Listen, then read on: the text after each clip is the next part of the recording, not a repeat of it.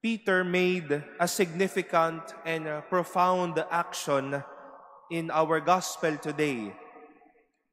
After having caught nothing, Jesus, a carpenter's son, asked or commanded this Simon, a fisherman, to cast into the deep for a catch. The very words and gestures of Peter was the breakthrough of the event. But at your command, I will lower the nets. I do believe that Peter did not only lower the nets, he also lowered himself. He lowered his heart, his plans, his pride, his profession, and technically his very self. He lowered everything that he has and all that he was.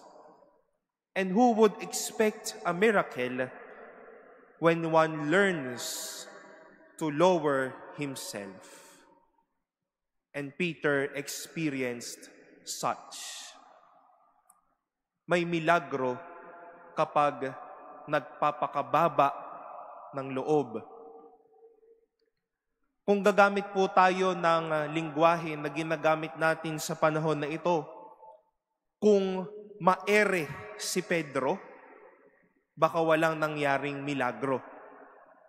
Baka sa pagiging maere ni Pedro, walang naging lugar kung papaanong kikilos ang Diyos at gagawa ng milagro ang Diyos sa buhay niya at sa buhay ng mga alagad na ito. Matapos nilang sabihin for almost the whole night, they were trying their best to have a great catch, but they caught nothing. My dear brothers and sisters, we all wish that God may do something for us. We wish an abundant catch of fish as well. Nais po natin na mapagpala tayo ng Diyos. But no one experiences the great catch of fish if one would not lower himself. Humility serves as the door for God to work wonders for us. Kung mababa ang loob, aagos ang kaloob ng Diyos sa atin. Kung yabang ang nasa loob, walang panahon para sa kalooban ng Diyos.